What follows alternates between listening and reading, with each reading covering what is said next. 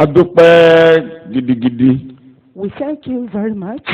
Ẹ tó kà wá yẹ fún oṣù mìíràn láti dúró níwájú yín. You counted us worthy for another month to be before you or in your presence. Láti wá farabalẹ̀ gbà láti ọ̀dọ̀ ẹ̀yin ọ̀run. To patiently receive from you the heavens. A dúpẹ́ lórí ìjọ Ọlọ́run. We thank you for the Church of A God. dúpẹ́ lórí àwọn aládùúgbò. We thank you for the members of A this. dúpẹ́ lọ́pọ̀lọpọ̀ lórí ìlú yìí àti orílẹ̀-èdè tí a wà We níbẹ̀. thank you so much for this your city. Rògbòdìyàn ò gbalú. No chaos.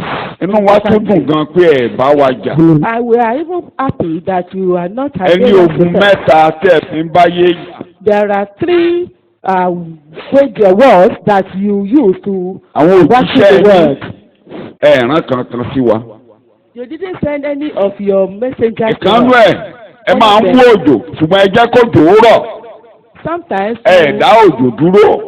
sometimes you take hold of the rain, but you didn't disturb the rain to fall. Rán eṣú sínú oko wa kébi pa wá. You didn't send any of the locusts. Jẹ́ kéèyàn kó jà wá tàbí kájàkálá You tó didn't bá wa allow jà. us to experience famine at all. Àdópẹ́ a fi lè dúró níwájú yín báyìí láti gbọ́ nǹkan tẹ́ ẹ ní sọ fún wa. That we are able to stand before you to listen to what you want to say. To us. Ìrànlọ́wọ́ la rí gbà látòrí ìtẹ́ We have yìí. received help from the throne. Gbogbo ọkàn tó ń retí láti gbà lálẹ́ yìí bá wa pàdé. Amen. Eagerly expecting to receive from Àtọmọdé you, àti Lord, àgbà. encounter us. Both Olúwa good and bá evil. wa pàdé. Lord, meet us all. Káfáyọ̀ padà lọ́lé. Amen. I shall go home rejoicing. Ní orúkọ Jésù Kristi ni mo gba àdúrà. Amen. Ẹ jẹ́ á jókòó. Let's sit down. Èdè Bíbélì tí mo lò nínú New Living Translation ni mo ti yọ èdè yẹn. Ṣùgbọ́n gbogbo Bíbélì ló gbé. Ṣùgbọ́n bí Bíbélì yẹn ṣe gbé, ó gbé bí ọkàn mi ṣe fẹ́. The term I want to use is only the Living Bible, New Living Translation, that actually used it according to to what I have in mind. Thank you very much. Ẹsẹ̀ tí gbogbo wa mọ̀ dáadáa, Jeremáyà orí ìkẹfà ẹsẹ̀ ìkẹrìndínlógún. Màá kà á bó ṣe wà lọ́kàn mi. Jeremiah chapter 6 and just verse 16 will carry us through these 5 days. Ẹsẹ̀ yìí ló máa gbé wa rìn fún ọjọ́ márùn-ún. Stop at the crossroad and look around. Dúró lóríta mẹ́ta kí o sì wò yíká. I repeat, stop at the crossroad and look around. Dúró ní oríta ìṣíjú kí o sì wò yíká. Ask for direction Béèrè to fún ọ̀nà the old road sí ọ̀nà ìgbàanì. where the good way is Níbi tí ọ̀nà dídára wà and walk in it. kí o sì rìn níbẹ̀. Travel his path Máa rìn lọ ní ojú ọ̀nà yìí. and you will find rest for your soul. Ó sì rí ìsinmi fún ọkàn rẹ. I will read it once again before you read it in the Yoruba version or some other translations as you would like. Màá kà lẹ́ẹ̀kan sí i ká tó máa kà láwọn ẹ̀dá That is the Yorùbá. way it is in my mind. Tí ó Stop ṣe wà nínú ọkàn mi lélẹ́yìí. at the crossroad and look around. Dúró ní oríta ìṣíjú tí o wà ní tí a lè pè ní ìkóríta ibi tí o wà kí o sì wò yíká. Ask for direction of the old road where the good way is. Béèrè fún ojú ọ̀nà dídára ní sí ọ̀nà àtijọ́ ní ọ̀nà ìgbàanì And walk in it. kí o sì rìn níbẹ̀. Travel his path Máa rìn lọ lójú ọ̀nà náà. and you will find rest for your soul. Ó sì rí ìsinmi fún ọkàn rẹ. Kí n tó máa sọ bí ọkàn mi ṣe rí, Before I tell you what is on my mind, mo máa ń fẹ́ ka Bíbélì díẹ̀ lákàyè. I do like to read the scriptures understandably.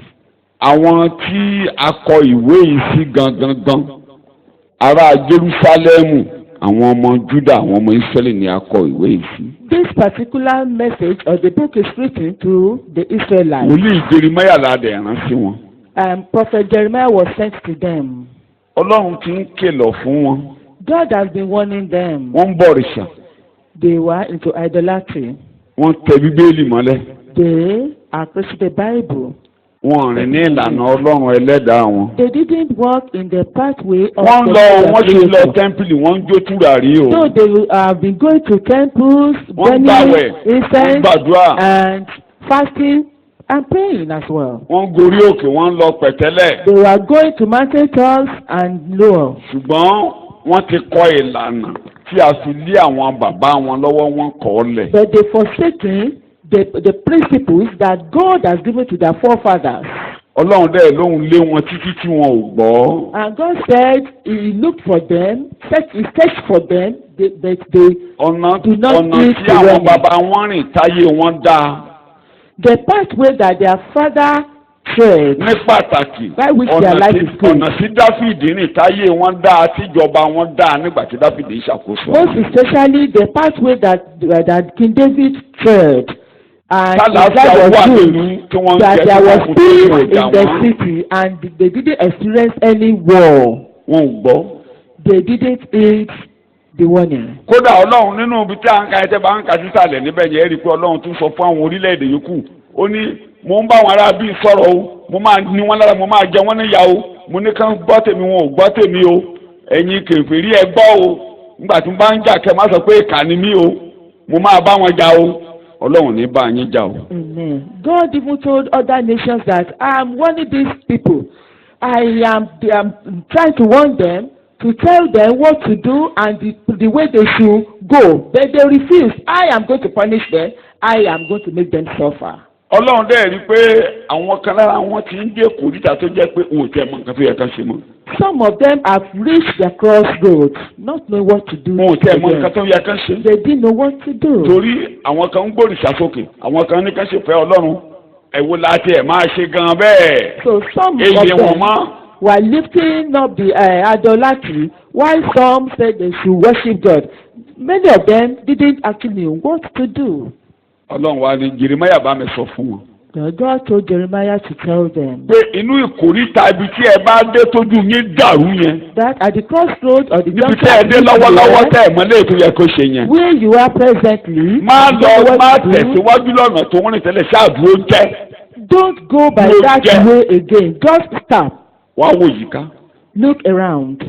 Yorùbá ló sọ eléyìí o. Wọ́n ní The Bible says, abèrè kì í ṣìnà. he who asks for direction will never miss the road. Béèrè. Ask. Béèrè. Ask. Kí lẹ̀ ẹ wá béèrè? What will you ask for? Ẹ wá béèrè pé ọ̀nà wo ni àwọn bàbá Dáfídì rìn táyé wọn dà?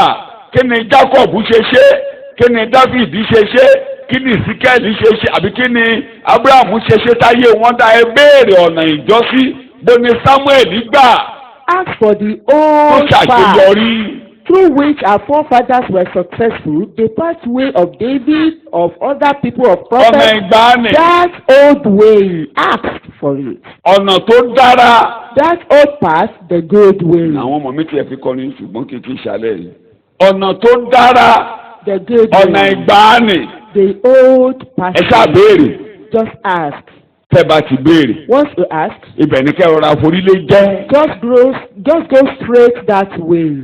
Ẹ̀yin náà mọ̀ tí ẹ bá lọ sílùú kan tí ẹ dé rí. For instance, if you go to a Tàbí place tí that ẹ you débi haven't kan tó been pẹ́ tẹ́ ẹ to, tẹ lọ ọbẹ̀ or bóyá maybe ẹ̀kan lẹ it's lọ quite a ọbẹ̀. long time since you've been there, Ẹ maybe débi you ní have tí gone gbogbo there once, àdàrú mọ́ yín lójú. and sometimes the place may look somehow to you. You may not Pàápàá know the mo way rántí to láti take. jọ tí ẹ bá títí dèsìn tí ẹ bá débi kan I lẹ́kọ̀ọ́. remember Àwọn ibi sometimes tí ẹ ago, ti dé even mọ́ if you go to lẹ́kọ̀ọ́. Lagos, Tí ẹ tó ẹni tó jẹ́ pé bóyá ọdún pé mẹ́ta àbí mẹ́rin lẹ tẹ lọ tẹ́ bá débẹ̀ nínú ọdún ìbáyìí ó ti ṣe kẹ́ ẹ̀ ṣìnà tẹ́ má mọ̀ some nà places tẹ́ bá you've béèrè gone ojú ọ̀nà. to in Lagos that is quite a long time you've been there, it's likely you may not know the way again. Mo So ti you àti láyé need to ọgbọ́n ask. nígbà tí a ṣì wà lọ́mọdé tí a I kọ́kọ́ ń lọ remember sí when àwọn we ibi were kan wà young, ní when we afẹ́ ilé first màá went to ṣìnà Lagos. ní Sùúrùlérè torí àwọn àdúgbò kan wà tó jọra. we were about to meet Tó jẹ́ our pé road àwọn- at Surulere So, à ń because láti there are some béèrè. places that Torí resemble bọ́n ṣe one kọ́lé yẹn ó another. ní eré àyẹn ó fẹ́ jọra.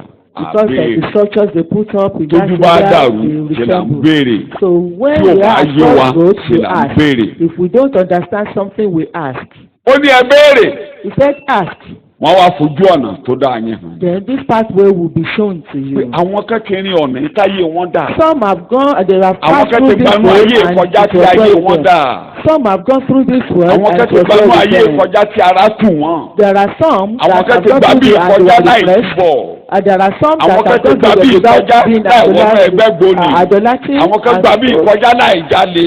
Some people have gone through àwọn this kan ti world gbà bí without ìkọjá stealing. táyé wọn létò tí wọ́n lálàáfíà tí wọ́n lẹ́yìn tí wọ́n lọ́jọ́ ọ̀la. Some have gone through this world and their life was well and they have a bright bí gbogbo ayé jẹ́ ń sọ pé gbogbo èèyàn ló ń ṣe bí ayé ti dé nǹkan ti yí padà àwọn kan ti gbà bí ìkọjá tó dáa fún wọn náà. Some have passed through this world, yet it was well with ẹ them. béèrè Ask, ẹ béèrè ask, ẹ béèrè ask, ẹ wá rìn lójú ọ̀nà yìí. then walk in it. sẹ́rẹ́ ni tó bá ti ní ọkàn ìpèníjà pé àwọn kan ṣe ọ̀nà yìí tó dáa fún wọn yẹn irú àwọn yẹn ò ṣìnà ayé wọn yìí dàrú. Those that have been challenged to walk through Tó lè the way, gba this old way, this old path, ẹ gbọ́ tán and tó bọ́ lọ́wọ́ decided to walk in it, it will be well with them. Their life will be well bí ordered. mo bá ń bá àwọn ọmọ mi sọ̀rọ̀ ní If ìgbà I tí do wọ́n wà talk to kékeré my children when they were still young, mo tiẹ̀ sọ láàrin ẹ̀yin ọmọ ọlọ́run I mo ní even mo said máa ń ní in the midst ìpèníjà of kan church, nígbà tí mo jọ́ ọmọ iléèwé. I did have a challenge when I was a student. àwọn ẹgbẹ́ mi kan ló dẹ̀ jẹ́ kí n bẹ̀rẹ̀ sí ní ìpèníjà. It was my siblings, my elderly ones, that made me to have tó this a máa challenge. wò pé tó bá sọ pé kíní kan àwọn kan ò yí táwọn kan bá ti báwọn kan máa ń iṣẹ́ kan wà táwọn kan ń fèèlì rẹ̀. If they told me that there is a particular subject that students do pé fail, ọ̀gọ̀rọ̀ yìí ló máa ń fèèlì there rẹ̀. are many students failed it. mo máa wá ń bèrè ṣé kò sẹ́ni tó ti ṣèrí tó dáa. And I will now ask Àwọn kan ò tẹ́ gbà anybody sí done èyí. it and did they ṣé àwọn pass kan ò it ṣàṣeyọrí nídìí ẹ̀ rí. as táwọn kan bá ti lè Have you máa seen ṣe anyone kó dáa passing fún wọn something? kó dáa fún wọn. ó anyone máa dáa fẹ́mi náà. would have done this subject and it was well with them. Definitely if I do it would well with me as well. tí ọ̀nà ìgbàgbọ́ ẹ̀ bá ń tú ayé àwọn kan ṣe. If the pathway of this bóun way náà ṣe is rìn ọ̀nà wo ni wọ́n gbà. how did they tread upon it? Which ó way bá mi did they dénú go? gbàgbọ́ bíbélì This kódà ó bá mi actually dénú iṣẹ́ ìránṣẹ́. followed me to Bí my mo ṣe- ministration, bí mo ṣe dúró yìí. to ministry, bí mo ṣe dúró yìí to this present àwọn ìwé tó time. máa ń wù mí kà jù tán bá kọ́ tó jẹ́ ìtàn ìgbésí ayé àwọn tó ṣe ìgbàgbọ́ tó dáa fún wọn. bóyá àwọn ló kọ́ o I bàbá like wọn tó ló to kọ́ read the ìgbésí history ayé. of those that Mo máa ń fẹ́ that wo have been in the faith, àṣírí and it was kẹ́nà well ń with them. ṣiṣẹ́. I want to know the Torí story ènìyàn of ni how wọ́n bí they ìṣèlú. did it because they were human beings. ọjọ́ ìṣubú sí yóò wà bẹ́ẹ̀ mi náà ti láwọn ọjọ́ There ìṣubú was sí a time when Ṣùgbọ́n I would rise síbẹ̀síbẹ̀, and fall, ó dáa fún wọn. yet it was well with them. kí ni mo gbé wá síwájú ẹ̀ náà pàdé. What did I bring before you? ìkórìtà ibi tó wà yìí This crossroads. ìwọ náà dúró kó dúró jẹ́. Stop, stop, stop. mi ò mọ ṣọ́ọ̀ṣì tó ń lọ o mi ò mọ ẹgbẹ́ tó ń ṣe o or mi ò mọ ohun tó ojú ẹ̀ lè dàrú. You may be confused. bí irúgbà táwa náà tẹ̀ ń lọ ṣọ́ọ̀ṣì ó dé stage kẹ́kẹ́ Just ṣọ́ọ̀ṣì ò like wá lọ when nǹkan tá ń ṣe níbẹ̀ we did go to church and we were confused along the way. What they táwa were tẹ̀ doing jáde there, wá fún we are rẹ not àyẹ̀sẹ̀ pleased. nílé èsè lọ́hùn mọ́. Sometimes when we go out for evangelism, gbogbo àwọn tá à ń rí tó ń tún náà gbogbo ẹ̀ka no one tábìlì can ni serve wọ́n. God again. No one. All other people will say, dúró jẹ́ dúró jẹ́ wá béèrè stop, ask, béèrè ask. ohun tó ń báyé rẹ̀ yí tó mú ọ wọnú igbó tó mú ọ túbọ̀ Something that tó ń gbowó lọ́wọ́ rẹ̀ tí àwọn èèyàn ń fi ọ jẹun tó ìtẹ̀ bó ṣe máa ṣe lé ayé rẹ̀ béèrè ọ̀nà ìgbàanì. Ask for the old path. béèrè Ask ọ̀nà tó dára the good way kó wá rìn níbẹ̀. and work in bàbá wa parí ẹ̀ pé And our father concluded it. ibẹ̀ ni ìrìn àjò ẹ̀ ṣe máa dá o tó bá tẹ̀ gbà bẹ̀ ó ní ìsinmi. And you will have rest if you walk in it for your tẹ́ ẹ bá soul. ka ẹsẹ̀ yẹn tán If we àwọn ọmọ Ísírẹ́lì tó gbọ́ wọ́n ní wọn ò ní rìn. the Israelites wọ́n ní wọn ò ní rìn. they decided wọ́n ní to kò walk kàn in wọ́n. it, that it doesn't concern ẹlòmíì them. náà lè ní àdúgbò ìbáṣepọ̀ pé kò sún tó kàn wá pẹ̀lú ìyẹn. Even some Ó people ní in this ní ministry, ẹsẹ̀ it bàtà doesn't tó kó o tó concern- mọ̀. do not concern them that they won't walk in this torí kò sí ọ̀nà míì Before you go láyé eléyìí you would have lẹ́yìn ìgbà tí Ádámù ti kọsẹ̀ tó ti gbogbo èèyàn kọsẹ̀. immediately Adam Tí Ọlọ́run tó wá la and ọ̀nà made kan everybody to kan hell. tí a fi lè rìn ká ní ìsinmi ojú ọ̀nà kan kò pé God méjì. himself set Kò pé us méjì. apart. Kò pé It's méjì. just one path. Ojú ọ̀nà kan kò pé méjì. It's just one path, just one pathway, not Kò pé méjì. just one pathway, not two. Kò sábùgá. Only one way. Ọ̀nà kan ṣoṣo ni. Ó dàbí orin gbà tí a máa ń kọ lọ́mọdé ìgbàgbọ́. Just like One way to God. One way to God and Father. One way to God. I'm so glad that Jesus is there. One way to God. One way to God the Father. One way to God. I'm so glad that Jesus is the way. Béèrè. ask. Ọ̀nà òpé méjì o. There are no two pathways. Ní ojú ọ̀nà yìí. Walk in this pathway. Ó ní ìsinmi fún ọ. And you will have rest for your soul. Gbogbo ẹni ojú ẹ bá dàrú, gbogbo ẹni wọnú wàhálà kọjá, gbogbo ẹni tí ara bá ní, everybody tó bá jẹ́ ènìyàn ni ọ́. Béèrè ọ̀nà, béèrè ọ̀nà, ọ̀nà kan ṣoṣo, It's only ọ̀nà one kan pathway. ṣoṣo. Only one pathway. Ẹrù orí ẹ̀ á sọ̀kalẹ̀. Amen. It will upload your burden. Àlàáfíà bá ọkàn. Amen. You will have peace for your soul. Ibi tí mò ń bá ẹ̀kọ́ alẹ́ yìí lọ, ìrìn àjò ọjọ́ márùn-ún kódà ẹ̀kọ́ yẹn ò lè parí lóṣù yìí, ẹ̀kọ́ yẹn máa gbà mí tóṣù mẹ́ta àbí mẹ́rin kí n tó parí ẹ̀ lójú ọ̀nà kan ṣoṣo It yìí. can be exhausted for this month. It will take Tí a lè ṣe èké tí ò bá lè ṣe, akọrin á bá mi gbé ọ̀nà àgbélébú. Ẹ má jẹ́ kí n kọ́ bí tèmi o, ẹgbẹ́ kìíní o torí mo lè bàjẹ́ ọ̀nà àgbélébú. ọ̀nà gbélé Kárí. ni mo ní bá lọ́lẹ̀ ọ̀nà mìíràn mọ́ kò ní dé ẹnu ọ̀nà ògo lọ bí mo bá sọ̀nà yìí lọ. Ọ̀nà àgbélébú yìí lọ́dọ̀ sílẹ̀ ògo. Rárá. Ojú kí mo bí mo ti rí lọ́sẹ̀.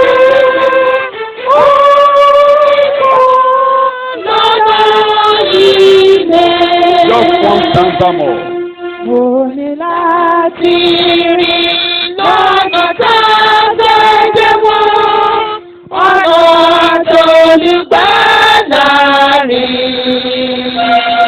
Bí mo bá fẹ́ gòkè lọ sí ọ̀run níbi tí ọjọ́ kéèkì ni. Ọ̀nà àgbélébú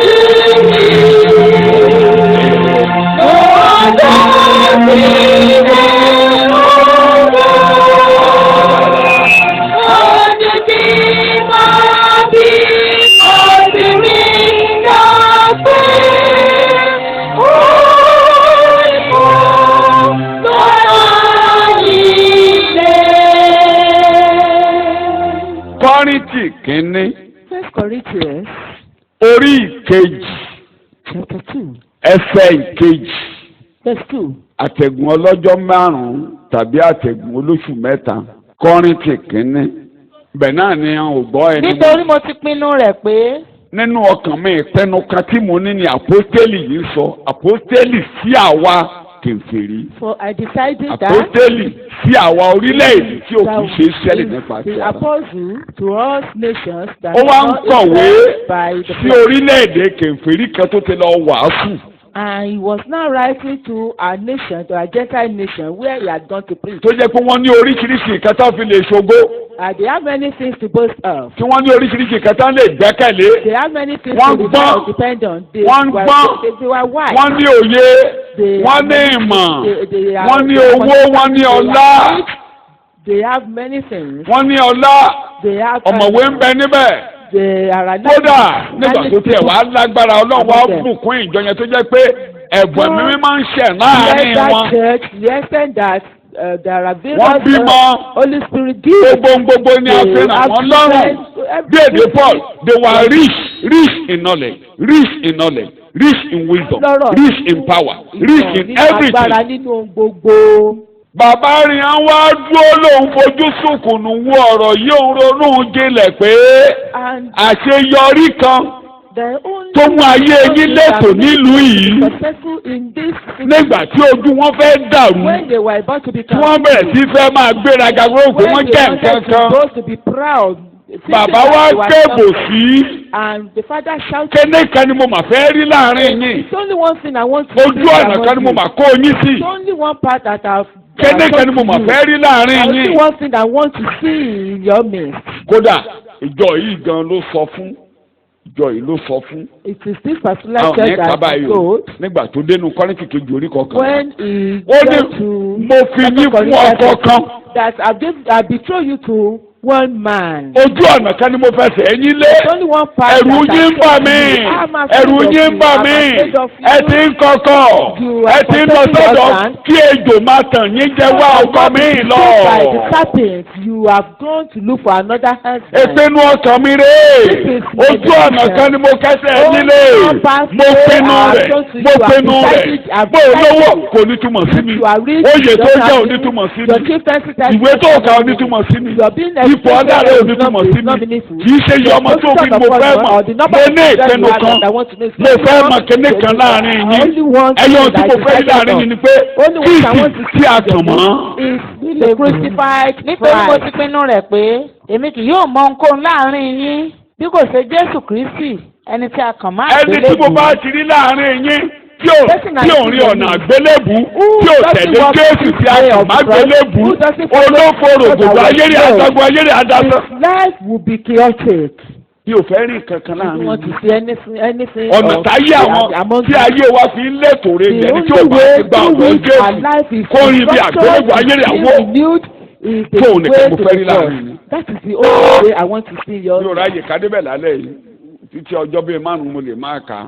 Ojú ọ̀nà yìí this ọ̀nà way kan ṣoṣo only tí ọ̀tá fi lè kábàámọ̀ láyé yín. through which the Kó enemy will be kábàámọ̀ lórí ọ̀rọ̀ ayé rẹ̀. will be ashamed Ọ̀nà kan upon tí your ọ̀tá life. fi lè Only mú one fún ọ̀nà ayé through rẹ̀ which the ní ọ̀nà enemy àgbélébù. plans will be thwarted is the way of Torí àbámọ̀ ni ọ̀rọ̀ àgbélébù dé báyìí. because the way of Ó ní wọn ò mọ̀. cross is shameful. Ojú ọ̀nà yìí It's ló ti lè rí regretful. ìyanu. It is in this Ibẹ̀ way ló ti that lè rí you ojú ò rí. Ojú ò tí ì wọnú ọkàn mẹ́rin.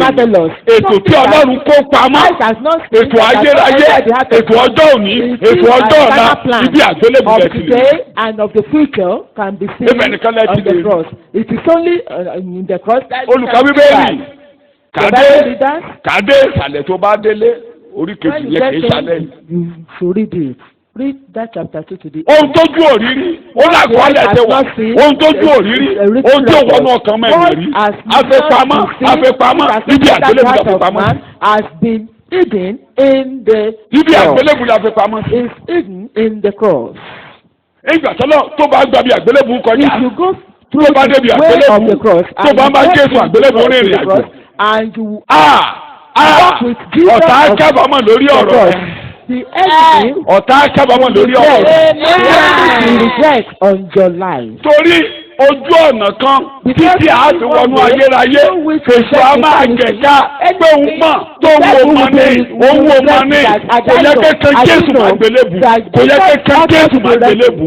Jesus ought not to be nailed to So the cross. kò fẹ́ rí ẹnikẹ́ni kórè ọ̀nà àgbélébù tó bá ti rí ẹnìkan tó bọ́ síbi ọ̀nà àgbélébù anyone walking through èṣù mọ̀fọ́ lórí ayé rẹ̀ èṣù ò ní jẹ lórí ọ̀rọ̀ rẹ̀ ẹyọ kìnnìkan tó ń gùn tó ń kún lọ́wọ́lọ́wọ́ ó ń kún á máa dùn títí láéláé ni pé continue to pay him eternity. kí lòun ṣe kankan Jésù máa gbé Why kékeré did lórí. I allow them to crucify Jesus. Why did I allow it?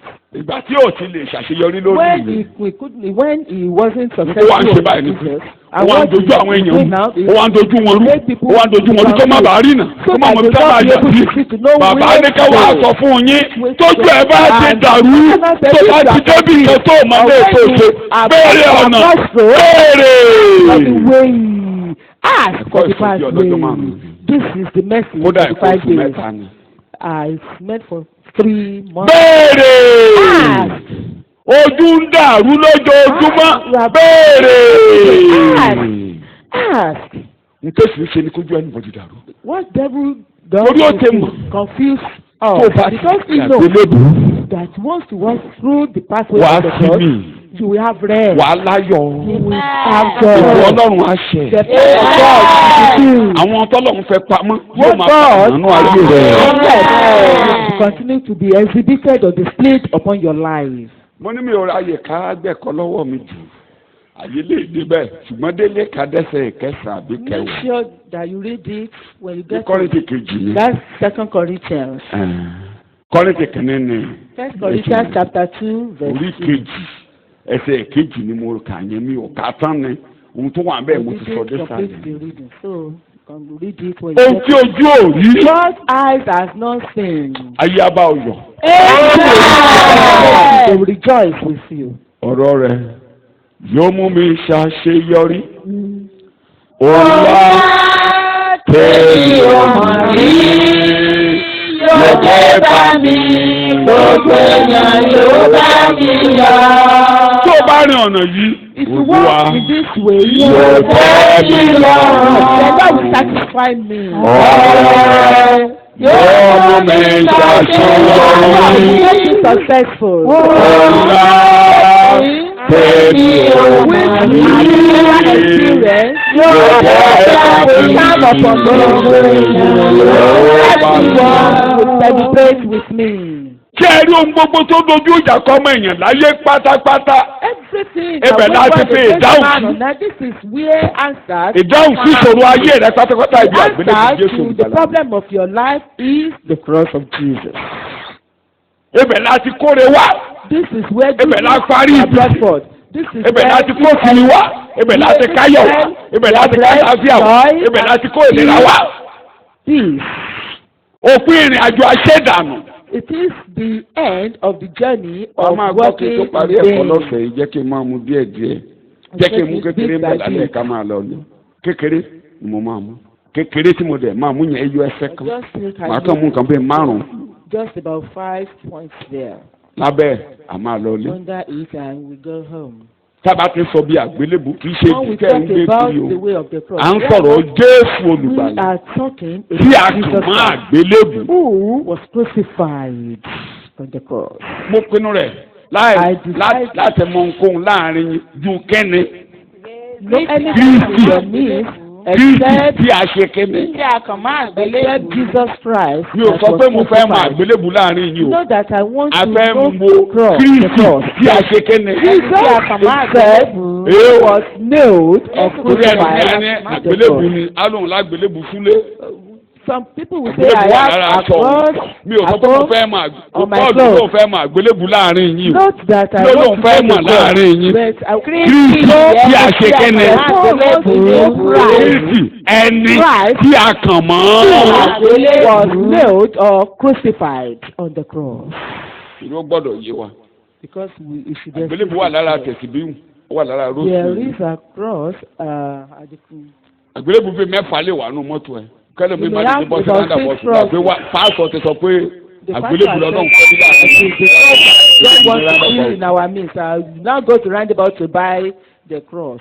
ẹlòmíì àbẹ̀rẹ̀ sí gbé sábẹ́ ìkúlẹ̀ ẹlòmíì àbẹ̀rẹ̀ And sí some wẹ̀ will lómi. keep it under Kíákíá the ti pillow máa or jó keep tùràrí. it inside the water. Kó o tó mọ̀ wọ́n á ti máa jó They tùràrí. begin to burn incense Kódà wàá rí léṣe to that cross. àmì àgbélébù tó wà lọ́dọ̀ àwọn Mósè ìgbà tó tọ́ wọ́n ń tó tùràrí sí láàmì àgbélébù tí a gbé kalẹ̀ láàrin Mósè wọ́n tó tùràrí. In the midst of the most tó kò ní yanilẹ́nu tójú bá dàrú wọ́n á jó tùràrí ságbélébù. marvelous. tó kì í ṣe kí àgbélébù ni mo ń sọ à ń sọ Kristi tí a kàn mọ́. We are not talking about the cross itself, but about Christ who was nailed to the cross. sọ ẹ má jẹ́ kó dẹ́rù bà yín original cross We are talking it. tí a fi pòwe lábẹ́ májẹ̀mú láéláé. Ejò tí a mú bọ̀ bẹ́ẹ̀ ejò tí a gbé kọ́gi ní ìjì nígbà tó yá lánàá àwọn Ísírẹ́lì ọba Ẹsẹkẹ́yà ló dáná fún wọ́n ń jó tùràrí sí. They were burning incense to eat. Wọ́n sọ́dọ̀ Ọlọ́run They made ejò amúbìnrin the fiery serpent. tó ojú dàrú lónìí kò sí nǹkan tí a ti sọ́dọ̀ Ọlọ́run. We have Gbogbo orí òkè ló kú torí ojú dàrú. because the mountains are full of people because they are confused. Tùràrí ń lọ torí ojú dàrú. Yes, people are burning Ètò àdúrà ń lọ torí ojú dàrú. There are many Kì í ṣẹ̀yìn lẹ́ni àkọ́kọ́ tójú ẹ̀ máa dàrú. You are not the only person Bàbá to be mọ̀ tójú confused. yín máa dàrú. God himself knows that you will be confused. Bíṣọ̀bù wa, àpọ́sítélì, ó mọ̀ ìkójú wa máa Knows dàrú. that we will experience a crossroad. Nígbà tí wọn ojú ìjọ gan ń dàrú, wọn ò Their tún own kú time, ọ̀láyé àwọn àpọ́sítélì ojú Church wọn ń was dàrú. confused. Sòpójú yín dàrú kì í ṣe You are nǹkan confused tó kù. now. You are at a crossroad now. You are. Kò sí nǹkan tó dé bá yín lónìí tó dé bá wọn. Nothing you Kódà, expect today that they didn't Bàbá ń bá expect. jàdá sí àsọ̀rọ̀. Ó lójú yín kọ́lá àtẹ̀kẹ́ Kristi máa gbélébùú ni. Were you not there when Christ was nailed Ó to ní the kí lẹ cross? wá sọ ayé dá láìní ròmú bí Why eléyìí tẹ̀ do ní you have ìwé kalẹ̀. to change Kí lẹ yourself? dé èdí wà mú yín èdí mú yín ni You have been bewitched. tí ẹ̀ ń gbójú kò lára Kristi For tàkì má you now gbélébùú. to remove your eyes from Ẹ bẹ̀rẹ̀ sí Christ, ń bọ from ọjọ́, Christ, ẹ̀ ń bọ oṣù, you start ẹ̀ ń bọ worshiping ọdún. the days and Ó lẹ́rù yín bà mí o. I am afraid of you. Kó bá jẹ pé wàásù asán la ṣe So láàrin that yìí o. you have not preached in vain in your midst. Iṣẹ́ Kristi kò ní jáṣe dànù lórí ayé rẹ̀. May the work of Christ not be in vain. So gbogbo bí ayé oníkálukú dagun lónìí, ṣọ́ọ̀ṣì dẹ̀ ń kún, ṣọ́ọ̀ṣì ń Life kún. of people Ilé àdúrà kú lónìí bá ọjọ́ Wednesday. at the crossroad now. Ògo mi, and ògo mi, churches ògo are mi, full. ògo Talking mi. about glory, glory, my glory. Ojú dàrú. The people are confused. They are at crossroads. Jẹ́ ń gbìyànjú díẹ̀ torí àárí àwọn méjì, mẹ́ta, Because we mẹ́rin, see àti ẹ̀rọ ọgọ̀. About 2 or more than Ládùúgbò yìí, that. àárí ọgọ̀. We have many, Amen. many people. Àárí àwọn tó ń gbọ́ mi níbi tó jìnnà rere. Many people are listening, hearing me. Tí ẹ padà sí ojú ọ̀nà. That you have to come back to the Tí ẹ béèrè ọ̀nà. Ẹ béèrè, ẹ béèrè, ẹ béèrè, ẹ béèrè. Ask. Jẹ́ kí n jẹ́ sin ọ̀rọ̀. Kọ́rìntì kejì bẹ́ẹ̀ máa ti jẹ́ sin ẹ̀kọ́ tòní. Orí karùn-ún. Chapter 5. Ẹsẹ̀ ìkọkànléníogún. 21. Nítorí ó ti fi í ṣe ẹ̀ṣẹ̀ nítorí wa. A fi Kristi asọ́di ẹ̀ṣẹ̀ kì í ṣe pé asọ́dẹ lẹ́ṣẹ̀ asọ́di ẹ̀ṣẹ̀. Christ was made sin. Ẹni tí kò mọ ẹ̀ṣẹ̀ kẹ́ṣẹ̀ rí. Kristi yìí This Christ kò dẹ́ṣẹ̀ kò dẹ̀ mọ ẹ̀ṣẹ̀ rí. and never Àwa lè no fi sin. òdodo Ọlọ́run nínú rẹ̀. Aṣọ Kristi yìí This Christ was made tí ò mọ ẹ̀ṣẹ̀ kẹ́ṣẹ̀ rí who didn't know, tí ò ronú ẹ̀ṣẹ̀ rí who had never thought of tí ò sin, dẹ́ṣẹ̀ rí who had never tí ò ní sinned, òye ẹ̀ṣẹ̀ who has rí no tí ò ní knowledge of ìmọ̀ sin, ẹ̀ṣẹ̀ who has rí. no understanding of sin. Àwa aṣọ òun gan di ẹ̀ṣẹ̀ He was made sin nítorí ti àwa ẹlẹ́ṣẹ̀ because of àwa our tó ní sin. òye ẹ̀ṣẹ̀ àwa Those tó of ní us that ìmọ̀ have ẹ̀ṣẹ̀ the knowledge, àwa the tó ń understanding dẹ́ṣẹ̀ that we sin, aṣọ di ẹ̀ṣẹ̀ he was nítorí made sin. torí ìdí kan ṣoṣo Just because of one reason, kí àwa lè padà wá di òdodo that we might become the kì í ṣe pé righteousness. ká di olódodo ká di òdodo That Ọlọ́run we will become the ibi righteousness tó of òdodo yẹn God. wà inú Jésù That righteousness is in ẹ̀rí bẹ́ẹ̀ Jesus. ó bẹ̀rẹ̀ inú Jésù ó parí sínú It Jésù started in After Jesus and the ended in ẹ̀ṣẹ̀ Jesus. fún wa. For made sin for us. ẹ wá padà So wọnú that Jésù we will tẹ́ bá ti wá all come back wọnú to Jésù Christ. When ẹ we wá enter di to òdodo Christ, Ọlọ́run then nínú we will Jésù now become the Bẹ́ẹ̀ Ọlọ́run ti righteousness máa rí of God yín. in Jesus. This is where God will say, alábàjọ bàbá Paul náà No ló wonder ó ní ká má rí mi pẹ̀lú òdodo ara mi bí kò sí that I not be òdodo seen nípa with my own àgbà nínú Jésù righteousness, pẹ̀lú Jésù láti lólódodo except bẹ̀ láti in Christ Jesus that we have túmọ̀ òdodo ẹ̀ máa bá become, nínú ẹ̀kọ́ mi ò ní ṣàlàyé túmọ̀ òdodo ni pé Ọlọ́run ò kan mí sí Ọlọ́run that dá ọ God láàrin. is not appeased, that God has justified you. kélé ilé ìṣẹ̀lẹ̀ ní kúkúrú So that this will be able Jésù ló sọ bẹ́ẹ̀ ní Jòhánù orí Jesus ìkẹta said it in kókó John chapter àkọ́kọ́ 3.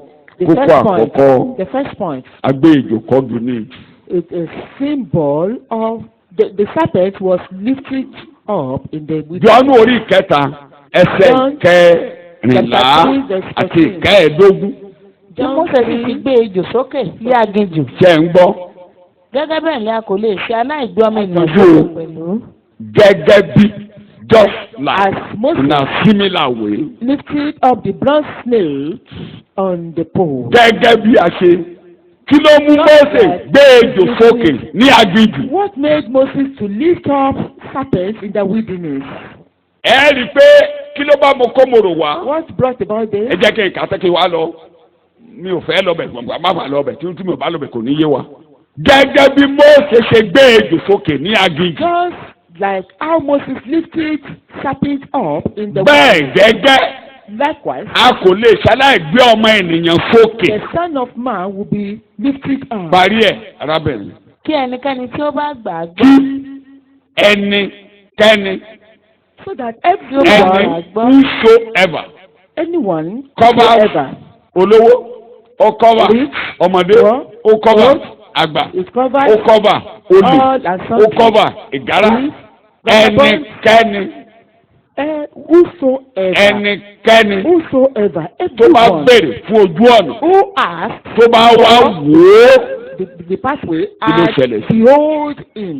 kí ẹnikẹ́ni tí ó bá gbà á gbọ́. tó bá wá gbà á gbọ́ And kí ó má bàa believe. ṣègbé. gbọ́ èdè tán lò yẹn o ọ̀rọ̀ ìparun ni wọ́n sọ débẹ̀ yẹn o We're talking about the Kó má bàa destruction parun. so that will not be destroyed. ẹnikẹ́ni tó bá wá gbà Anyone gbọ́ who believes tó in gbà him, gbọ́ whosoever kó má believes in parun. him, that will not perish. tí ò bá wá parun kí ló máa ṣẹlẹ̀. So ṣùgbọ́n kí ó lè ní Because ìyè it's very Ọlọ́run gbé àìnípẹ̀kun. kalẹ̀ ọ̀rọ̀ iye what God said, ọ̀rọ̀ iye the word of life, the word of kí ló bá life. fún kó mo rò wá.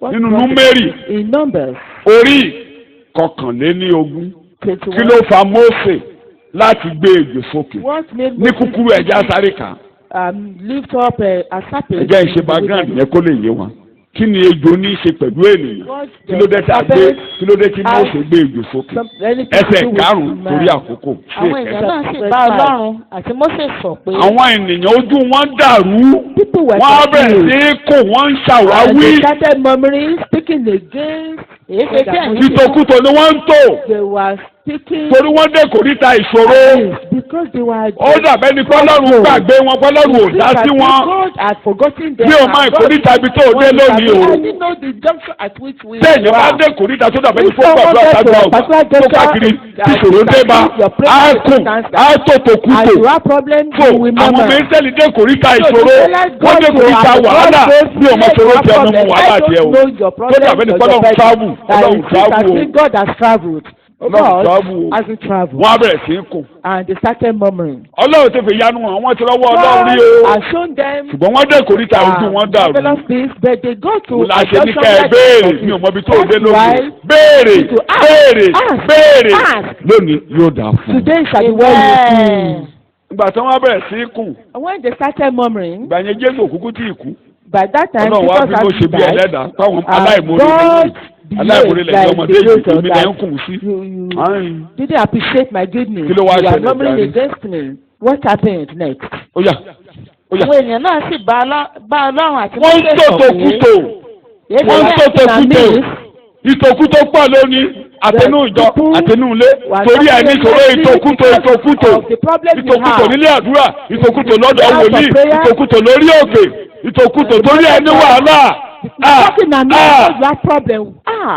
Bíbélì lẹ̀ ń ta èyí ṣe tí ẹ̀yin fi mú wa gòkè láti Gbogbo Íjíbítì bẹ́ẹ̀. jáde wá kò tí ì tán láti kú ní aginjù bẹ́ẹ̀ ni nítorí pé àkàrà kò sí kò sóúnjẹ bẹ́ẹ̀ ni kò sí omi. torí kí ló ṣe ń kùn. oúnjẹ púpọ̀ níbi tí gbogbo wa fi ń kùn lé ní They méjì create ní this horrible manner. méjì ní Just two things. kò sóúnjẹ No food. ẹ ní tẹ́ lọ́rùn à ní tẹ́ lọ́rùn We are kì í sọ ẹ wo obìnrin tí kànga yẹn Look ṣe at that mọ̀ woman by pé the omi lẹ́rù kó ń wà well. bàbá You jẹ́ think kámẹ́ that pé kò ní tẹ́ you are lọ́rùn looking ilé for ọkọ water. kanu ló wà kò ní tẹ́ He was lọ́rùn. not satisfied. Ó bá He ti was lórí ọkọ kan, at the fifth husband's house. On getting to one husband's house, odele kejì olórí burúkú rẹ̀ she odele is kẹta an olórí opportunity burúkú rẹ̀. person. He will just pack his business tó ń ṣe ò ní tẹ́ lọ́rùn. If the business you are doing, you are not satisfied. kò sí tó tẹ́ wa lọ́rùn rárá. Nothing satisfies us. má jẹ́ kẹ́tì ẹ̀yà sórí olóṣèlú ẹ jẹ́ ká mú yẹn tì. ọ̀rọ̀ ní kálukú báyìí lónìí kẹ́kọ̀ọ́ See everyone, people are complaining. bójú rọ̀ gan bẹ́ẹ̀ akùn àbínú. If rain falls, we will complain. bóòrùn náà àbínú.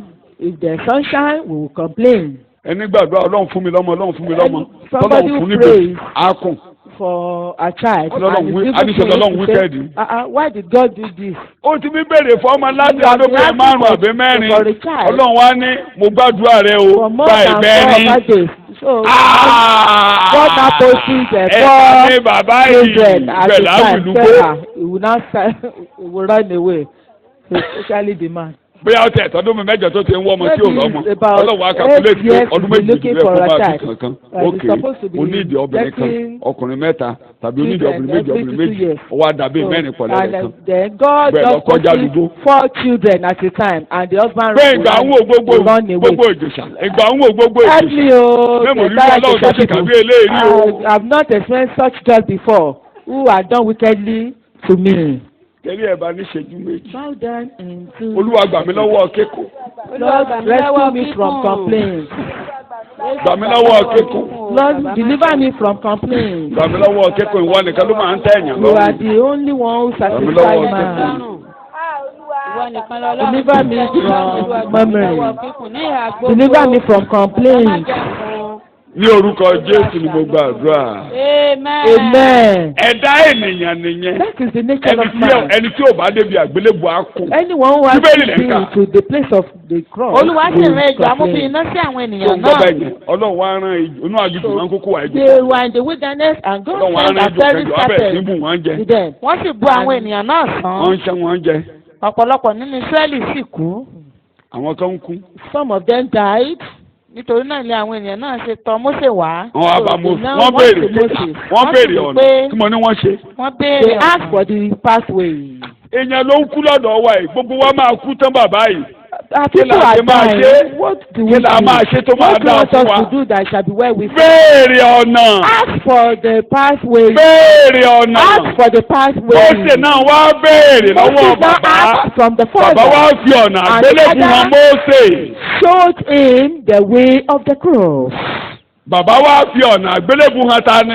Mósè. The Father showed Moses Kí ni the bàbá way wí? of Ọ̀yá. the cross. Olúwa sì fún Mósè pé And bẹ́ẹ̀ ni. rọ ejò amúfin iná kan. wá lọ rọ ejò yìí God dẹ́. told Moses Kí o ní that the nítorí people of the ọ̀pá man gígùn poisonous kan. snake. wá fi sórí ọ̀pá gígùn kan. Attach it to Yóò a pole. Olúkúlùkù ẹni tí ejò bá bù sán nígbà tí ó bá wò ó yóò yè. All who are Ìyẹn beaten will ibi live tí mi if ò they fẹ́ quickly kà look at tẹ́lẹ̀ it. ibi tó máa dá mi padà láti lọ kà nìyẹn. This will bring me back to ẹ the kà area I láìpẹ́. don't want to. ẹ jọ̀ọ́ ẹ wò mí dáadáa kẹ́ ẹ gbọ́ Look mi. here and listen attentively. ejò ń já ọdẹ nílẹ̀. A snake is beating you, ẹ gbàgbé táìmù tí wọ́n fi rọ ọdẹ. is biting you. on àwọn á the lọ ground. gbé ejò yìí dẹ. Then they went for a àwọn á blood gbé kọ́ snake and ìdí sókè lókè níwájú they rẹ̀. ìwọ attached tí it to ejò the pole. jẹ yẹn. You who wọ́n ní is wàá beaten máa wò by- pé ooo. I say look up. wọn ò fún ọ ní nǹkan tó máa dà They sẹ́nu. didn't give you anything you will swallow. wọn ò fún ọ lómi tó máa You dà were sí. not given water. wọn ò ní kó o jáwé kó o Put fún on sójú it rẹ̀. or put any Bóná ní leaves kò on sí. it. But you are told to lift Èé o. up. Just lift up. àbórí yàtọ̀ ẹ mọ̀ pé kéèsì That's the lágbára difference. ọmọ ènìyàn For a man tó jẹ́ pé inú ara la wà. that we are mo fẹ́ declared. kẹ́kọ̀ọ́ yí ọ ní o. I want you to kó o mọ̀ díẹ̀ gbogbo tẹ́ ẹ ń bèrè fún lónìí tí o all tọ́ what you are nàgbélébù. asking for which tẹ́ ẹ máa rí lẹ̀ ń wá eléyìí tẹ́ ẹ mú jẹ eléyìí tẹ́ ẹ mú sábẹ́ pílò eléyìí tẹ́ ẹ rò máa sọ eléyìí tẹ́ ẹ ṣe mọ́ di eléyìí tẹ́ ẹ jù eléyìí tẹ́ ẹ fi wọ́n lé. ejò ló dé ẹ̀bù ọ jẹ ejò bù ọ jẹ ejò ayé bù ọ sán. ó ń fomi wọ́n lé ejò àìríre ejò látọ̀dọ̀ ọlọ́run rè. This an invisible snake right from God. ejò látọ̀dọ̀ ọlọ́run rè. A snake from God. ọlọ́run náà gbé lànà kalẹ̀ And onímọ̀nàmọ́ God set up a principle. gbogbo àwọn tó ń bomi wọn Those that tó are ń jáwé sí putting tó ń tọ̀ oil ńlá on it. ukú ìyá ni wọ́n kú o. They all died miserably. ìwọ náà mọ̀ You know, ejò níbù yìí jẹ o may you not be bitten by a snake. ejò bù mí jẹ rí I've experienced that before. grammar school wo wà I was in the bó ṣe bù mí secondary jẹ school. báyìí ẹsẹ̀ Immediately, òfin ni mo kọ́kọ́ gbọ́wọ́ sí mo di ẹsẹ̀ yẹn mú mo ké fún ejò bù mí jẹ gbogbo I ìlú shouted. yàrá mi ọwọ́ aago méjì àti aago méjì àbọ̀ ni. ojú ìṣú lọ fẹ́rẹ́ nígbà sálẹ́kẹ̀tì máa ń lẹ́nu. mo ti ké gbogbo ọ̀hún ti ó tẹ̀ náà gbogbo yẹn ti yá. I cried. People ó ti gbé came. mi They carried me. ó ti di yàrá senior prefect wa. They took me to the senior prefect room. bọ́dà òsírì ọmọ ògèlè ni àti ní òsírì ni àti gbé mo ti délé rẹ̀ àti gbé ọdọ yàrá gàràgàràgàràgàrà. ó yà ẹ máa yá lọ́bẹ̀ ẹ máa yá lọ́bẹ̀ ẹ máa yá lọ́bẹ̀. ojú bẹ̀ wọ́n ti yá lọ́bẹ̀ ẹ máa tẹ̀ wọ́n ti sọ wọn tẹ̀ wọ́n bẹ̀rẹ̀ sí ń tẹ̀. ó ti gbé abẹ́bẹ́ ni ó ti fa under his bed. ó ní kí n sọwọ́ He báyìí brought out something. ó ní kí n dà á jẹ. He gave me and put in so that I swallow that ó thing. tún gbé mi ó He dà gave sí. me another and brought another thing out. ó ní mi sáwọ́ ẹ̀yẹ máa ṣeré ẹ̀. Put it ó ní tó bá kàn on the lọ́sọ̀tún place. If you go to hospital, you just Máa go ṣeré ẹ̀. there. Just continue to play around. ejò bù ọ́ jẹ You are beaten gẹ́gẹ́ bí by a ènìyàn snake. ẹjọ́ kí la máa wá kiri. What will you be looking for? If wàá wá bó ṣe máa ṣojú àbí bẹ́ẹ̀ kọ́. you look for a solution to the ojú snake. bẹ̀yẹn lọ àmà It's a dark ọ̀gbìn tí place. kò fi jẹ́rẹ̀. This is where the ẹni tó bá ní kó máa wo ìdí yẹn kí ló máa gbé. Everyone says you should be looking at the wàá tó ní yẹ̀yẹ́ This rè person is not serious. yẹ̀yẹ́. This person is not serious. ọ̀rọ̀ tó ń fa jọ̀rọ̀ wèrè. He's saying kọ́ni tèkéní it's, orí ìkéní man. bíbélì àwa máa yí ọba yìí. kọ́ni tèkéní orí ìkéní Corinthians ẹsẹ̀ 18. nítorí pé nítorí pé wèrè lé ọ̀rọ̀ àgbélébù sí àwọn tí ó ń ṣègbè. kínà ní ọ̀rọ̀ káwọ òkè yìí níbi àgbélébù kí ló já ọ̀rọ̀ o. wèrè. ẹni bá ti ní wèrè ní kí ló máa ṣẹlẹ̀ sí ó máa kúkú yà. Anyone says that this tó is wá not nǹkan easy àfojúrí who is gbogbo ẹni looking bá for tó wá something nǹkan easy. kíákíá Someone nǹkan who is àfojúrí who looks for something that nǹkan tó you máa can tọ́lá ní tó máa fi sójú ẹ̀ ilé ìtẹ́ máa tó mọ́lé ìgbàdí tẹ́ máa jó ilé ìtẹ́ máa tó mọ́tì omi tẹ́ máa dààmú. something that you will put on your body or the tó wá water gbà you will tó wá swallow. sọ pé wókè If you are wọ́n going bí to àgbélébù look tàbí tó ti to the gbogbo àgbà cross, yìí foolishness ni kéèyàn kan sọ pé kó wọ́n bí àgbélébù ejò bú ọjẹ orí ẹ̀ ò pé ni anyone told you that. èmi gan lè bìrọ̀ lọ́wọ́ ẹ̀yẹ pé sórí ẹ̀ ò pé ni. you can Ó ask lọ that. sí tù ní. Are you in Àbẹ́sẹ̀ your bẹ́ẹ̀ right máa wò. mind? Don't you know the way to the hospital? bó o tiẹ̀ mọ nǹkan tó máa ṣe If you ó mọ̀ don't know lọ what sí to tù ní. do, don't you know the way to wọ́n the ní hospital? níbi ó kàwé dé As ẹ ó educated graduate. as you are, as educated you are a as you are, professor wọ́n ní kó máa wò kí ó you dẹ̀ are wò told kí. to look up and Ó you mọ are ọjọ́ orí looking ẹ up. ni. Don't you know your age? 80-year-old man èyàn kan sọ fún ẹ pé kó máa wò kí. 80-year-old Orí ẹ̀ man, ti you are dàrú told- náà. somebody now told you to look up. You are really insane. kí ló kà ní yunifásitì. What have you read? tí àwọn ọmọ kúlúgbẹ́ kan ní kó wá máa wò That kí this little wọ́n one ní kó máa is wò telling kí. you to look up. orí ẹ̀ ò pé Don't you? Are you not in your wèrè sense? ní ọ̀rọ̀ kí ló jẹ́ wèrè. Ọ̀rọ̀ eléyìí. ẹjọ́ gbogbo àwọn tó kú ní aginjù tí ò Those wò that ké yẹn died in the wilderness. wù that tó didn't jákè look kú up. rèé o This wọ́n is rò what pé made them wèrè die, ni because they wọ́n rò thought pé it was wèrè ni Mósè. foolishness that Moses was foolish. ó dàbí àkọlé ìwé bàbá tó kú ní ọdún àbẹ́sí ló kú Adébáyọ̀ Fálétí. wọ́n rò pé wèrè ni Mósè. They thought Moses was àwọn tó wà ládùúgbò ẹ̀ láti oṣù karùn-ún. There are wọ́n lè rò pé wèrè ní ipa will tọwọ́ think ẹ̀ that, yẹn. our pastor Adio is wèrè mad. wọ́n rò pé wèrè. Is foolish. kéjà sọ pé ẹ wo Jésù ẹ wo Jésù. If we tell you to look up unto Jesus, that it is foolishness. gbójú sókè wo Jésù lágbélébú orísun ìwẹ̀nùmọ́ ní fọ́kàn rẹ̀ ẹ̀jẹ̀ ń bẹ lórí pẹpẹ. wèrè túndé wọ́n túndé lóṣù wọn wèrè. They have come again this month, the foolish people. èmi àti ẹ̀sìn lọ jókòó sí bí àpò àdìgbà ogun méjì náà máa ṣe Some will tán. now go to Abia Salon and àti lọ àti kò lébè by àti the time I bòjú come méjì back, at least they will. àwọn wèrè yẹn túndé. These foolish people have come again. bàbá kí la ṣe máa ṣe kí la ṣe máa ṣe. Baba, what do you Bẹ́sù want mojú us to do? bẹ́sù I mojú could àwọn not tó wà sleep at ládùúgbò wọn ní kí n night. máa wọ abẹ́ àgbélébù bẹ́sù mojú. They told me to Ẹyẹ look márùn-ún up to the cross. ló ń kélé nìkú lẹ́nu. 5 wọ́n ní birds kí n máa wọ abẹ́ àgbélébù ẹyẹ márùn-ún. cried on my rooftop just night. I couldn't sleep and they told me káàbà to wo look abẹ́ up. àgbélébù ẹyẹ òun ló máa mú If you ẹ̀jẹ̀. refuse to look up to the cross, it is those birds that will. bàbá kankan ò lè bá olé ẹyẹ lọ bàbá tó bá olé ẹyẹ lọ òun gan ẹyẹ ló máa jẹ ẹyẹ máa jẹ láìpẹ́ ẹyẹ máa And jẹ. the person you are asking. àgbélébù wókè wókè wókè Look up, look up. gbogbo àwọn tó wo ètò amúbíyìndẹ All of them that lifted their ara eyes wọn look bá at yá Jesus o in the snake, àwọn wèrè they were kúkú healed. ọ̀ràn Númérì parí ẹ̀. The foolish Ara ones wọn yá o. they were healed. Mósè sì rọ ejò idẹ kan. Ó mà rọ̀. Ó sì fi sórí ọ̀pá igi gígùn náà. Bẹ́ẹ̀ ni. Ó sì ṣe pé Ó ṣe pé. bí ejò kan bá bu ènìyàn kan sán. Ó gàn. Nígbà tí ó bá wo ejò idẹ náà. Tó bá wo ejò bùsán. Ó wá wo ejò idẹ. Òun á yè. Òun á ṣe kéne. Òun á yè. Jésù wá ní. And Jesus said, Ọ̀rọ̀ yẹn dàbí ìwèrè níjọ́sí. that word, that message was like, Lónìí bẹ́ẹ̀ la ṣe máa gbé mi sókè. that Sorry, thou yeah, art they be do. lifted up to the cross. Ejò ayé ń bu gbogbo yín ṣá. Ẹ̀yin àpòrò ìwọ náà kò tọ́. Ara ò ní ọmọ òṣè wà yìí. You have been afflicted. O fẹ́ kọ́lé o tẹ kọ́lé ara rẹ̀. O fẹ́ bímọ o bímọ. Ara ni o. You have built a house and you have your own children. Yes, Gbogbo rìtámẹ́ǹtì you yẹn. are Ara ni being o. afflicted. You receive your Ọ̀pọ̀lọpọ̀ yín báyìí ara tó ní yín báyìí. retirement money. Yes, Ìjọba lẹ́ you ń are fojú bọ́ sí. afflicted. Mo rántí ẹnìkan gbà kan I gbà tá a remember ṣe ní somebody ọ̀dọ́ sometimes lẹ́nu ago iṣẹ́ when we ìjọba. were still young. Kó bá ṣáà ti dúró The government bá ṣáà ti ń sọ̀rọ̀. I'm sick of this country. Just say Mo ní you are sick of yourself. country yìí ti sú mi o. Orílẹ̀-èdè yìí ti sú mi jàre. Ẹ pé ara rẹ ló sú ọ. Ṣètò orílẹ̀-èdè. Jẹjọ́ ìwọ lórílẹ̀-èdè. You are the nation. Mo ní kò sí nǹkan tó ṣe Nàìjíríà wà òkè. Ìwọ ní kò wà òkè. You yourself you should be okay on your own. Hypertension ló pa mébu o. He died of hypertension. He died. Ẹ̀yin bọ́ọ̀sì yìí ẹ̀kan ka Bíbélì ẹ̀kan tán nìyẹn jẹ́. These boys Ní who are kọ́ńtì just ń fún wa using ní the problem. Bible to Ẹni ká save máa wo people. Jésù tán kàn máa That gbélébù. this country is Wo very Jésù Jésù ló máa ìwọ gan ni kókó yanjú ọ̀rọ̀ ara rẹ̀.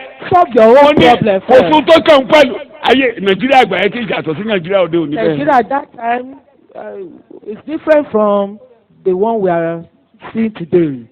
Nàìjíríà tó sì sí kì í. That Bóyá wàá tún wélé ìgbà. can't be compared to this present Máa ń one. sọ létí àwọn ọmọ mi. Wọ́n ní àkànná sọ pé sálárì fún ọ̀ngbà yín. Wọ́n là lówó o. Nígbà tí mo bá ń sọ pé tíyàwó ń bá ti lóyún wọn bímọ ṣáá tó bá ti lóyún màá gbà pẹ̀lú bọ́. Màá gbà pẹ̀lú bọ́ sílé ìjọjọ́ tó máa bímọ. Tó bá bímọ báyìí ibikíbi tí kí bá wà máa wáṣu lọ. Kí ṣẹ̀jẹ̀ bí mọ̀ bá wù. Once my wife get back, I will look for àwọn ọmọ ní bags of yam. ẹ lè gbà pẹ̀lú bọ́ báyìí. You cannot find a sack of yam flour now. Yes, nígbà yẹn náà sọ ẹnìkan sọ pé I'm sick of this country. And that was when somebody said he was sick. Pé orílẹ̀-èdè yìí ti sú mi jàre. Màá ní kí ìyàwó mi lọ sọ́jà, á lọ ra Tell my wife to ara pálí ómò tó máa fi pọ̀ sọ́jà bímọ. packet of Omo to wash clothes. Ìgbà ni àwọn yanyan díẹ̀, àwọn mu fúdù díẹ̀, á ti gbé pani náà, á gbé sílé. A pack of naan will be bought. Nàìjíríà dẹ̀ le. And Nigeria was somehow difficult then. Èèwọ̀ ni kó orí gbàlà. But Èèwọ̀ ni tí o bá ti lálàáfíà Nàìjíríà ò ní lé dọ́dọ̀ rẹ̀. It's not difficult for you. I'm sick. Sick of yourself. Ọ̀rẹ́ mi o. You are sick of your own self. Ọ̀rẹ́ mi o. Ó sú mi. Ó kẹ́rì jàre. Tálẹ̀ ẹni náà tí ò jáporó lónìí. Nú kó máa jáporó owó tàbí kó máa nìkẹ́ lọ́rùn. Ìyàwó tó rí sílẹ̀ òní. Kódà àwọn wòlíì ti lè sọ ìyàwó rẹ̀ dèṣù fún ọ. Commercial prophets would have. Ẹlòmíì lára yín ìyá yín ti dàjẹ́. Ẹ ò lè wọlé bàbá yín mọ́. Mothers have become. Torí lórí òkú torí ẹ ní ìṣòro. Because you have problems. Torí ẹ tí ní promotion ìyàwó ẹ ti dàjẹ́ ló ti dà yé ẹ kó tó ti délé ní gbogbo ilé ti dàrú. Ìwọ ló ní ìṣòro. Ojú ẹ dàrú wo Jésù tí a kàn mọ́. You are confused. Look up unto Jesus nailed to the cross. Kò sí ẹnìkan tí ò ní kẹ́kọ̀ọ́ ríta ìṣòro. No one tó bá dọ̀jì will ẹ̀ escape o sì ń bọ̀ padà the wàá bà o crossroads. tún bọ̀ padà wàá bà. Even if you dodge it, you will still come back to that crossroad. Jésù tí a gbé kọ́ di Jesus ejò who was tí a gbé kọ́ di ní ìjù. Kí ni ìtumọ̀ ẹ̀ number one? And the serpent. Ọlọ́run fẹ́ ṣẹ́gun oró tí èṣù gbà tó gbé sínú bàbá àtìyá wa. Jesus wanted to oró yẹn ló ti wá ṣiṣẹ́. which is making us to ejò oúnjẹ ejò tí a jẹ nínú ọgbà Édẹ́nì òun ló pa oró sínú ayé wa ejò ló tẹ Éfà jẹ tani mo ló tẹ̀ ń bàjẹ́ oúnjẹ ejò tí a jẹ ó ti gbé májèlé sínú ẹ̀jẹ̀ wa májèlé yẹn ni a gbé kọ́gi àgbélébù májèlé yẹn ni aṣọ Jésù dá májèlé yẹn aṣọ Jésù dá oró yẹn aṣọ Jésù dá òun la gbé kọ́gi. That was Jesus that was made. Tí Ọlọ́run ò bá paná oró yẹn ẹnìkan ò lè ra àlàáfíà láyé ara ló máa ní wá kú. All of us will have peace and we will be happy. Tó o bá dé kúta tó o bá Jésù pàdé tá a ṣẹ́gun oró yẹn tá a ṣẹ́gun èsì tó gbé Ádámù yẹn wàá máa kékun ní èsì pé bó o lówó ara ò lè tù ọ́ bó o bímọ ara ò lè tù ọ́ bó o ní gbogbo ọ̀tá lórí ara ò lè tù ọ́ rédèrèdè ló ń kẹ́yìn lé ṣùgbọ́n tó o bá Jésù pàdé rédèrèdè. Come across Jesus, you will end your life in chaos. Ẹni tọ́lọ́run fún lọ́run ní ọkàn ọgbọ́n. Someone God has given a mind of understanding, of wisdom. Tó yá àbàrà tó ń kó ìyàwó jọ. Tó wá lọ sí di òrìṣà. Bringing in wives. Ìwọ náà mọ̀ ìtòkùtò went into idolatry. Ó di rédèrèdè ó di mọ́nàmọ́ná. He started talking amiss, just ó ní mo kó obìnrin jọ ó yà wò. I have many wives. Kí ló ọmọkùnrin kan ṣe ní 300 wives mo kàn máa ń wò. How could a man have 300 wives? Kí ló fẹ́ fi ṣe ní? Torí ọkùnrin ni mí. Mo dẹ̀ bóyá torí kò ń jó ní wàásù ṣá mo dẹ̀ lébi fún ọ̀dọ́. Mo dẹ̀ mọ. I have friends. Ó dàbí èdè ọ̀rẹ́ mi kan. Just like the time of my friend. One of my friends. Kódà àgbà tó máa fi dáwà tẹ̀yìn ọmọ náà máa rẹ̀ ní church. Àti sunrun ọmọ kan gan. To even have a child is a problem to a man. Okay, Lando 300 wives. 300. For someone, a single person to have 300 wives. Ó sì ní 700 obìnrin, àwọn ọmọ ọba àti 300 àlè. And having 700 plus 300. 300 wives. Èló ló dà 1,000. Èló ló máa sun yàrá ẹ̀ lọ́jọ́ kankan. Èmi ò lè wá yàrá ẹ̀ for 2 years. There's no way. How many days ló wà nínú ọdún? Just 365 or 60. Mélòó ló máa wọlé ẹ̀ lọ́jọ́ kankan? Rédèrèdè má jẹ́ kí rédèrèdè gbẹ̀yìn ayé rẹ o. Allow chaos to end. Má jẹ́ kí rédèrèdè gbẹ̀yìn ayé rẹ o. Tó o bá jẹ́ kí Jésù àgbélébú wọlé rédèrèdè ló ń kẹ́yìn rẹ̀ ṣùgbọ́n ni wọ́n pé ajé ìwájú rédèrèdè láyé. Your life will be chaotic. Oró òun la gbé Jésù lọ síbi àgbélébú. Oró ẹ̀dá oró tó ń gbẹ́nu ènìyàn. The nature of poison in man. Ẹ̀dá ẹ̀tàn. The nature of the seed. Ẹ̀dá ẹ̀tàn. The nature of the seed. Èmi ọmọ kan sọ̀rọ̀ lẹ́nu ọjọ́ bíi mẹ́ta yìí. I was talking to someone sometimes ago. Aṣá sọ̀rọ̀ débẹ̀ mo bá ó bára ẹ̀ lọ́dọ̀ ọkùnrin. Oníṣẹ́ wọn kọ́ ọkùnrin ẹnu ọkùnrin máa ń dùn tán bá fẹ́ fẹ́ mi. Mo lò mọ̀ lórí Men have Dakotic mouth. Mo rò pé èèyàn gidi ni. I thought this man is a good man. Ó ló ń mu gbó. Ó ní ó dẹ̀ fi pamọ́ ó ló ń fọ́ mu gbó mu gbogbo. Ibrahim ó ní kí ìgbélé ó ló mu gbó. Taking Jane is always outside. Mo ní gbogbo ènìyàn tó wà lábẹ́ ọ̀run. Under the earth. Ẹ̀tàn. Under the heaven. Ẹ̀tàn. Jeremiah. Chapter 17 verse 9. 17. Ẹ̀dá tí a gbé lọ sórí igi nìyẹn. Ejò ní gbogbo ènìyàn. Ejò ọba tí lè yàn. Ejò alárekérekè kí ni mo pè wá. Ejò. Ọkàn ènìyàn kún fún ẹ̀tàn ju ohun gbogbo lọ. Kí ni ló wà ní ọkàn ọmọ ènìyàn? Ẹ̀tàn. Pé gbogbo ohun tí èèyàn kó sínú ọkàn láyé o, eléyìí tó pọ̀ jù níbẹ̀ ní kí ni o? Ẹ̀tàn. Gbogbo ohun tí èèyàn ń rò, o bá bí wọ́n tù wá kọ́lé, wà á láyà, wà á nílẹ̀, wà á nílẹ̀ mọ́lẹ̀. Eléyìí tó pọ̀ jù nínú ọkàn ọmọ ènìyàn, nínú ọkàn rẹ̀ ní kí ni o? Ní gbogbo èrò pátá, ẹ̀tàn ló pọ̀ jù. The human heart is the most deceitful of all things and desperately wicked. Ìkà. Wickedness. Ìkà. Ènìyàn jẹ́ ìkà. Man is wicked. Rí pé ìjọba ṣe bùnìyàn jẹ́. Immediately you are beaten by snake. Kí ló máa ṣẹlẹ̀ sẹ́ni òun? Mẹ́ra yìí ká lọ wà. Oró paramọ́lẹ̀ ń bẹ ní abẹ́ ètè wọn ní Rómòrí kẹta. The branch of ẹnu wọn ni wọ́n fi ṣe ìtànjẹ. Of a serpent is in oró their heart. paramọ́lẹ̀ ń bẹ ní abẹ́ ètè wọn. Oró paramọ́lẹ̀ olùkúpa ni ọmọ ènìyàn. They are deadly. Human beings are deadly. Ẹ̀dá yẹn gangan. It is that nature. Ní alọ́ kàn mọ́ àgbélébùú. Was nailed to the cross. Alẹ́ tó lẹ̀ mi ò lè lọ jìnnà. ṣùgbọ́n lálẹ́ yìí o Tonight, bó ṣe kókó èlò mú lọ lọ́dọ̀ mi pé even if it's just this point mi ò ní parí ayé tèmi rédèrèdè. I will never end my life in chaos. kí ayé ẹ má parí So that rédèrèdè your life will not lọ wo end in Jésù tí a chaotic kàn má manner. gbélébù. Behold, ògbólógbò Jesus ọkùnrin made the ẹ̀jẹ̀ cross. ẹ̀dá The oró old yẹn man, àkàn má that gbélébù. nature of oró yẹn that poison is ẹni there. tí ò mẹ̀kẹ̀ṣẹ̀kẹ̀ṣẹ̀ rí agbélọ́sọ Someone ní who àgbélébù. has never experienced Má sin gbàgbé. was nailed to the cross. àti sí òòrùn He ká lè daṣọ was bò ó. naked so that you will be clothed. láti gbọ́ tí covered. èèyàn ti dẹ́sẹ̀ oní òrì òní ọ̀fà àtàfà báyà As at the time man came, we were being òní exposed. wọ́n ṣe lè ní ọlọ́ọ̀gùn That's àjẹlẹ̀ why jẹun you can be charmed and torí oní òwò ni ọ́ witches can mílíọ̀nù pick you up. ọ̀pàdé mi lọ́la àbọ̀tòlá Because mílíọ̀nù àti jẹ́rìsì ọwọ́ ayé fà á immediately Jesus was naked. torí ooru ọkàn rẹ oní òwò ni ọ́ oní òwò The poison bí in kẹ́tẹ́ your tí mind, Jésù you are lọ́la naked. fa aṣọ rẹ̀ yá Immediately gbàdá Jesus tó fa aṣọ rẹ̀ yá was ọ̀fà bà taken. ọwọ́ bà He was ọwọ́ ayé tó wà lára rẹ̀ oní òwò ni ọ́ naked. The hand of, oní òwò ni ọ́. of people in the world are upon you, so you are naked. ọ̀dọ̀ Jésù la parí ìhòòhò But rẹ̀. it's in Jesus. Tó o bá wá pé Jésù wọlé lónìí, if Olúwa you yóò not call dá upon fún Jesus tonight, God will clothe you, cover the ọ̀pọ̀lọpọ̀ ọkùnrin nakedness. ẹ̀jẹ̀ wèrè inú rẹ̀ The old lálẹ́ nature yóò pòórá dà. will evaporate tonight, will disappear. kẹta àti gbé Jésù kọ́gì nìyẹn.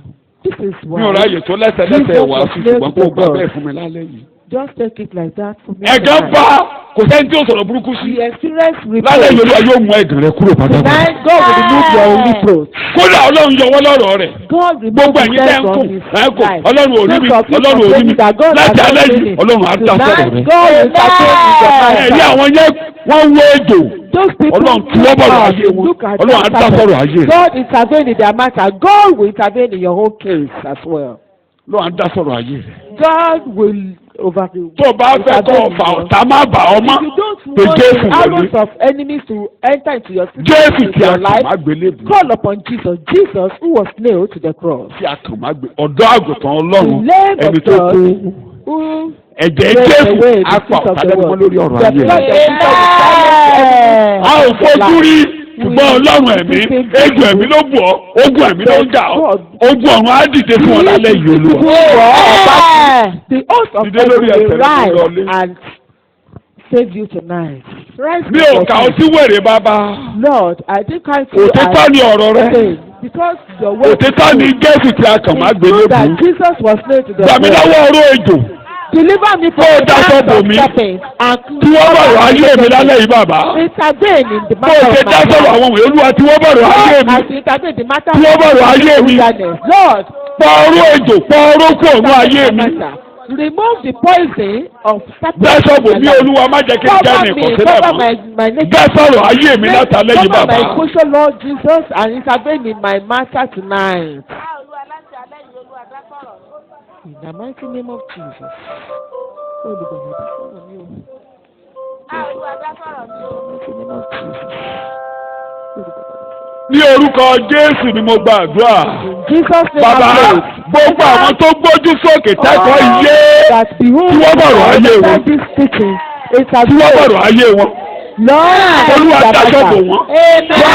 gbà wọ́n lọ́wọ́ ọ̀rọ̀ ejò. gbà wọ́n lọ́wọ́ ọ̀rọ̀ ejò. ṣé ìwòsàn ọkàn. ṣé ìwòsàn ẹ̀mí. ṣé ìwòsàn ara. ṣé agbára ẹ̀jẹ̀ Jésù. gbogbo oró gbogbo oró tó ń dààmú ayé yín lórúkọ Jésù kó pòórá dànù. fi ẹ̀jẹ̀ rẹ̀ wẹ̀ wọ́n. fi ẹ̀jẹ̀ rẹ̀ wẹ̀ wọ́n. láti alẹ́ yìí bó o ṣe dá sọ̀rọ̀ àwọn tẹ́jọ́gùn jẹ Olúwa dá sọ̀rọ̀ ayé wọn. In their matter too. ìwọ nìkan ló máa gba ògo. Glorify the jẹ́ Lord. orí ọ̀fẹ́ Jésù ti Olúwa wa. The grace of the Lord Jesus, bẹ́ẹ̀ ti Ọlọ́run. the Lord of God, ìdàpọ̀ Ọlọ́run ẹ̀mí mímọ́. and the fellowship of the Holy Spirit. kó máa bá a yín lọ. Amen. ní orúkọ Jésù mo gbàdúrà. In Jesus' name, I pray.